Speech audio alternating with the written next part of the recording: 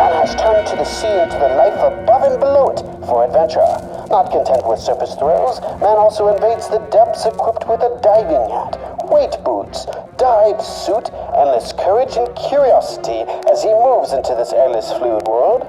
Join us as we explore the depths on this episode of Diving into the Past.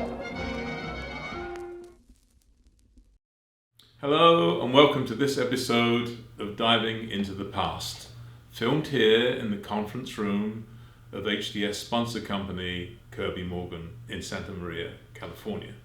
For this episode, I'm joined by my long-term friend and colleague Don Barthelmess, who trained commercial divers and technicians at Santa Barbara City College for over 30 years.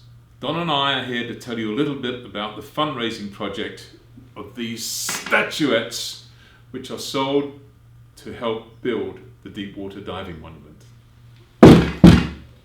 During my career at Santa Barbara City College, we always had the luxury of being surrounded by many of these pioneering commercial divers.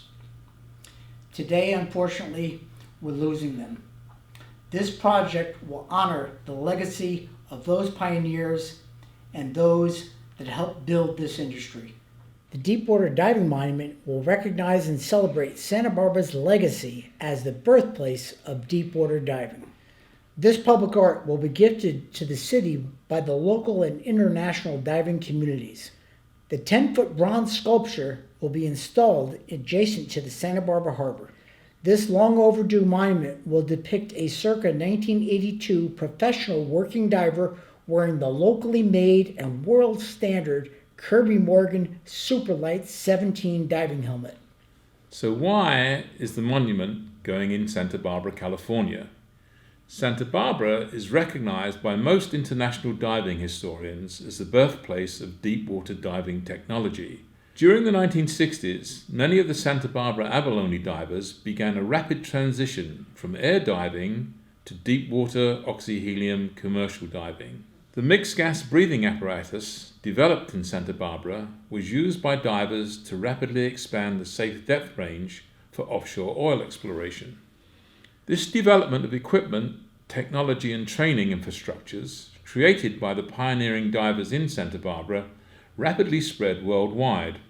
It revolutionized the trades of both commercial and military divers. 2022 marked the 60th anniversary of the 400-foot pioneering mixed gas dive by Hugh Dan Wilson, a former abalone diver. This dive led to the worldwide deepwater mixed gas diving revolution.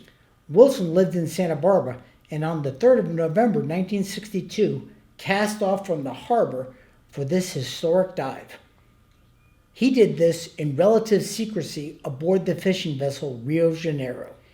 He took a support crew of abalone divers and some Brooks Institute of Photography students who served as safety divers and documented this successful pioneering dive.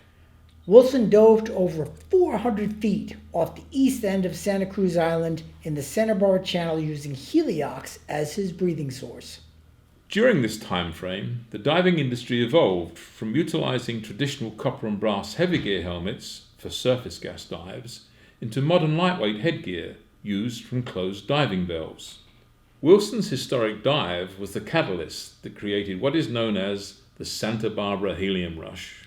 The technology developed in Santa Barbara had a domino effect internationally and rapidly spread to the North Sea, the Middle East, Asia, the Gulf of Mexico, South America, and beyond. Local diving companies using mixed gas helium diving technology were quickly formed, such as DiveCon, CalDive, and Oceaneering. In 1966, Bev Morgan and Bob Kirby formed the Kirby Morgan Company. They designed the mixed gas diving helmets and systems, which have now become the international standard for military and deepwater divers worldwide. The Deepwater Diving Monument will honor all the divers and support team members who pioneered deepwater mixed gas diving. The Deepwater Diving Monument will be funded by the sale of 300 limited edition bronze statuettes. Each of these are individually numbered and are shown here. These fine art statuettes are sculpted by world-renowned artist Greg Poltanovich. Greg has completed bronze busts of U.S. presidents, Hollywood icons, and also the Mark V monument at the U.S. Navy base in Panama City, Florida. By purchasing a statuette, supporters of this project will be rewarded with a stunning piece of certified fine art that may appreciate in value. This approach to funding the monument is exactly the same method used to fund the Mark V monument and also the Military Diver Memorial in the United Kingdom. For details of how to support this historic project by purchasing one of the limited edition statuettes, log on to deepwaterdivingmonument.com.